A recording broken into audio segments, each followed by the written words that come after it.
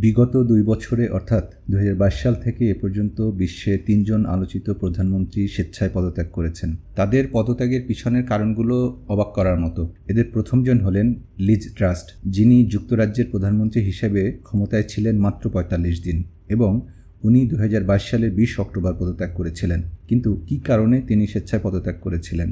কারণটি ছিল তার প্রস্তাবিত মিনি বাজেট এবং কর ছাড়ের কারণে আর্থিক বাজারে বিপর্যয় নেমে আসে এবং কনজারভেটিভ পার্টির মধ্যে আস্থার সংকট দেখা দেয়। সামান্য অর্থনৈতিক অস্থিরতা ও কনজারভেটিভ পার্টির মধ্যে সামান্য আস্থার সংকটের কারণে তিনি পদত্যাগ করেছিলেন। দ্বিতীয় আলোচিত ঘটনাটি হল নিউজিল্যান্ডের প্রধানমন্ত্রী জেসিন্ডা আর্ডান এর পদত্যাগ। ১৯ জানুয়ারি ২০২৩ সালে জেসিন্ডা আর্ডান তার পদত্যাগের ঘোষণা দেন, ব্যক্তিগত ক্লান্তি এবং নেতৃত্ব দেওয়ার মতো পর্যাপ্ত শক্তি না থাকার কথা জানিয়ে। তার সময়ে ক্রাইস্টচার্চ মসজিদ হামলা এবং কোভিড-19 মহামারীর মতো সহানুভূতিপূর্ণ নেতৃত্ব তাকে বিশ্বব্যাপী জনপ্রিয় করে তুলেছিল। তার পদত্যাগ শুধুমাত্র নিউজিল্যান্ড নয়, বরং বিশ্বজুড়ে নেতৃত্বের মানবিক দিক নিয়ে নতুন আলোচনা সৃষ্টি করেছিল। যাই হোক, তৃতীয় আলোচিত পদত্যাগটি হল যুক্তরাজ্যের বরিস জনসন এর পদত্যাগ, যিনি ২০২২ সালের ৭ জুলাই যুক্তরাজ্যের প্রধানমন্ত্রী পদ থেকে সরে দাঁড়ান। বিভিন্ন কেলেঙ্কারি, বিশেষ করে পার্টিগেট স্ক্যান্ডালের ফলে তার দলের ভেতরে সমর্থন কমে যায়।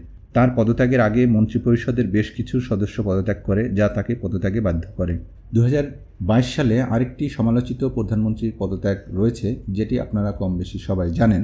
সেটি হলো শ্রীলঙ্কার প্রেসিডেন্ট রাজাপাকসে, যিনি স্বেচ্ছায় পদত্যাগ করেননি, তবে তাকে পদত্যাগ করতে বাধ্য করেছিল শ্রীলঙ্কার জনগণ।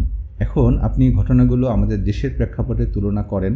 কোটা বিরোধী আন্দোলন এবং পরবর্তী বৈষম্য বিরোধী আন্দোলন ঘিরে এ পর্যন্ত অফিসিয়ালি ২০০ শতাধিক ছাত্র জনতা প্রাণ হারিয়েছেন এবং আজকে এখন পর্যন্ত খবর পেলাম ৩০ জনের অধিক প্রাণ হারিয়েছেন। তবু আমাদের প্রধানমন্ত্রী কি বলছে দেখুন। এক দফা আন্দোলন কি আমাদেরকে পদত্যাগ করতে হবে। আমার প্রশ্ন, জাতির কাছে প্রশ্ন, কি অপরাধ আমাদের? আমরা কি অপরাধটা করেছি? জানি না আমাদের দেশের নেতাদের কবে ও কখন জনগণের প্রতি দায়বদ্ধতা ও জবাবদিহিতা আসবে এবং থাকবে।